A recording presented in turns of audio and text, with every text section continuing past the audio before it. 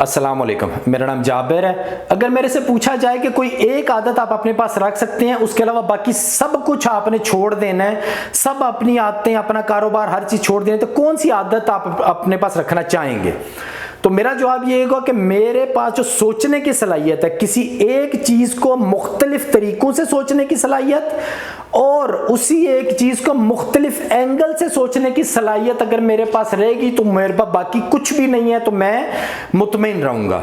अच्छा, अब इसको मैं डिटेल में आपको समझाता हूँ ताकि आपको पता लगे ये है कितनी ताकतवर चीज़ है और इसको किस तरीके से इस्तेमाल किया जाता है।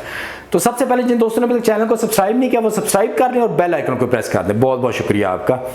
अच्छा, कोई भी मुश्किल है, आपको कोई भी परेशानी है ज़िंदगी में, आपके बच्चे नहीं सही पढ़ते, आपने कारोबार ज़्यादा करना है, आपको कारोबार में नुकसान हो गया, किसी भी किस्म का कोई मसला है आपके साथ, या कोई चीज़ आप हासिल करना चाहते हैं, तो अब उस चीज़ के बारे में आपने सोचना है।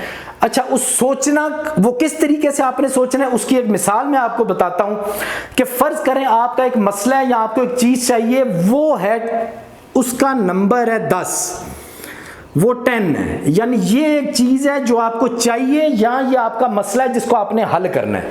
अब इसको डिफरेंट तरीकों से आपने किस तरह सोचना है, ये एक तरीका है, इस तरीके से आपने इसको सोचना है। इसमें ये तरीका क्या है कि आप फ़र्ज़ कर लें एक नंबर लेते हैं 5, एक नंबर आपने लिया 5 और एक दूसरा नंबर आपने लिया 5, ये दोनों एक ही जितने नंबर है, ये भी 5 है, ये भी 5 है, इन दोनों को जब आप प्लस करेंगे तो आपको 10 हासिल हो जाएगा, यानी कि आपका जो मसला है या वो चीज़ चाहिए वो आपको हासिल हो जाएगी।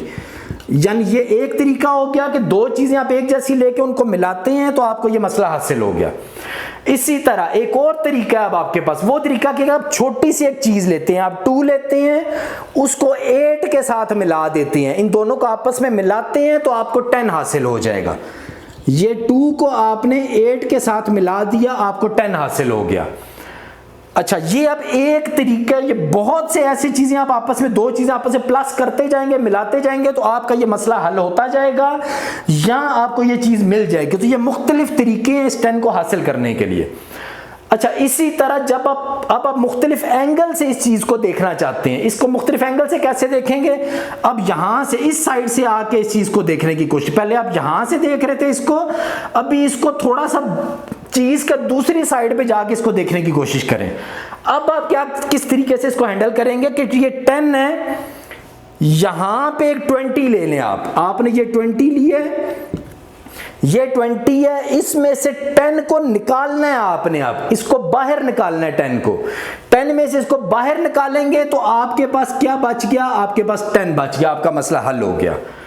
अच्छा, इसी तरह आपके पास एक और चीज़ है, 100 है, 100 बड़ी चीज़ है, बड़ी अमाउंट है कोई ये, इस 100 में से आपने 90 को माइनस किया, जब 90 को माइनस किया तो आपको 10 हासिल हो गया। इस तरह आप जिंदगी में आपने कारोबार कर रहे हैं, उसमें चीज़ों को ऐड करते हैं, चीज़ों को ऐड करने से अक्सर आपके मसले हल होते हैं, अक्सर चीज़ों को निकालने से आपको मसले हल होते हैं। अच्छा, ये अब 2 एंगल आपको मिल गए, अब आप एक और एंगल से आप में सोचने की सलाहियत है, आप इस साइड पे आके सोचते हैं। अब आप यहाँ पे आके किस तरह सोचेंगे कि इनको मल्टीप्लाई कर दें। आप एक चीज़ लें 5 एक नंबर लें, एक चीज़ लें, उसको 2 से मल्टीप्लाई कर दें। जब चीज़ों को आप आपस में मल्टीप्लाई करेंगे, आप इन मसलों में देखेंगे उन चीज़ों का मल्टीप्लाई करने से आपके मसले हल होते हैं। इसको जब मल्टीप्लाई करेंगे 5 को 2 से तो आपको 10 मिलेगा। इसी तरह जब और काउंट करते जाएंगे आपको बहुत से नंबर ऐसे मिल जाएंगे जिनको आपस में मल्टीप्लाई करने से आपका ये मसला हल हो जाएगा। इसी तरह जब एक और एंगल से आप सोचने की कोशिश करेंगे तो आप इनको डिवाइड करके देख लें। आप यहाँ पे 100 एक लें, 100 एक नंबर लें, बड़ा कोई भी चीज़, कोई भी इंसान, कोई भी वो चीज़ है, 100 लें, इसमें से 10 से इसको डिवाइड कर दें। जब डिवाइड करेंगे तो आपको ये 10 हासिल हो गया।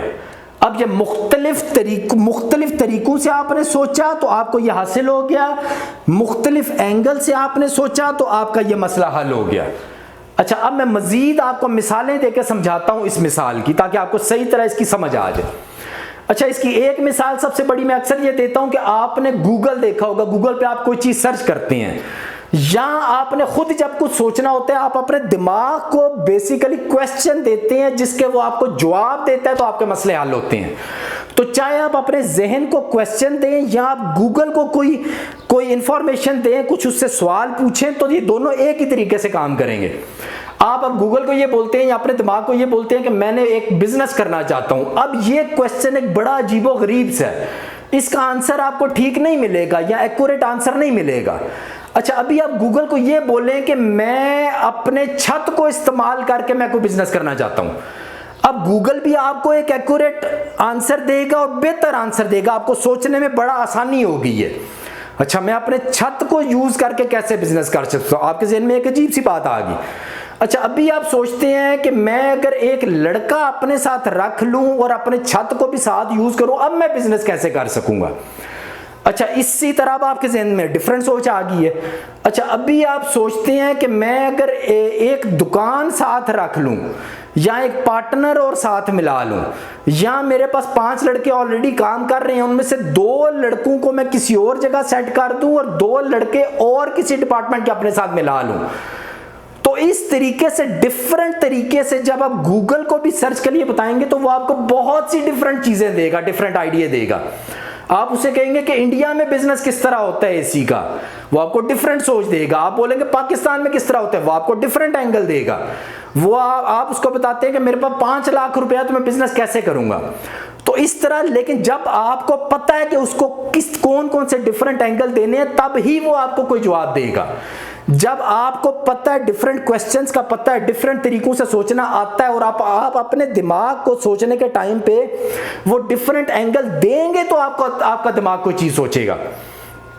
इसी तरह एक बच्चा होता है, उसको हम पढ़ाते हैं, वो नहीं पढ़ता, जिद्दी होता है, वो बिल्कुल नालायक होता है। माँ बाप क्या करते हैं, उसको मारते हैं, उसको ट्यूशनें पढ़ाते हैं, वो एक ही एंगल में एक ही तरीके से उसको डील करने की कोशिश कर रहे होते हैं।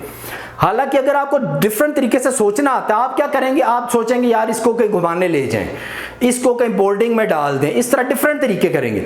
जब इसी तरह डिफरेंट एंगल सोचने निकलेंगे तो आपको एक और डिफरेंट एंगल मिलेगा। आप सोचेंगे ये बच्चा नहीं पढ़ रहा, क्या कर रहा है ये, असल में कर क्या रहा है, वो जिद्दी है बहुत ज्यादा। अच्छा, अब आपने क्या करना है, आपने देखना है कि आपको पता लग गया कि बच्चा बहुत जिद्दी है। अच्छा, जिद्दी है तो अब आपने क्या देखना है कि वो चाहता क्या, वो किस चीज में खुश होता है। अच्छा, वो जिस चीज में खुश होता है, अब उस चीज को तलाश करके आपने उस बच्चे को उस काम पे लगा देना है। अब जब आप उस बच्चे को उस काम पे लगाओगे तो वो बच्चा इतना जिद्दी है कि आप इतनी कोशिश कर लिया, उसने नहीं पढ़ा, लेकिन उसकी जिद को जब आप पॉजिटिवली इस काम के ऊपर लगाओगे तो आप सोचो वो कितना तरक्की करेगा उस काम पे। लेकिन ये सब आप कब कर सकते हो, जब आपको डिफरेंट तरीके से, डिफरेंट एंगल से सोचने का तरीका आता है। हमारे अक्सर लोगों में क्या होता है कि वो दीवार से कोने पे टकरे मार रहे होते हैं। हर बंदा कह रहा होता है कि भाई हमें पैसा चाहिए बिजनेस करने के लिए, पैसे के बगैर बिजनेस नहीं होता।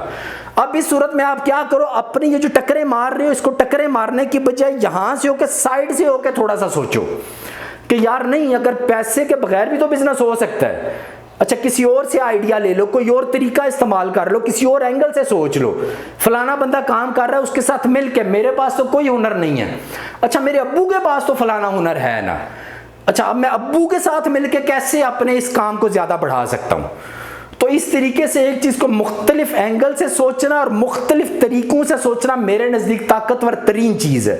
और मैं ये चाहता हूं कि अगर अपने सिलेबस में नहीं हर मुल्क के लोग अब इसको डाल सकते, तो कम से कम हमारी एसी की फील्ड है, इसमें जो टीचर लोग हैं जो पढ़ाते हैं बच्चों को, वो स्किल सिखाने के साथ साथ इस चीज पे भी तवज्जो दें और बच्चों को ये बताएं कि ये कितनी ताकतवर चीज है और इसका इस्तेमाल अगर आपको करना आ गया तो आप सोच नहीं सकते आपके सब मसले कितनी जल्दी हल हो जाएंगे।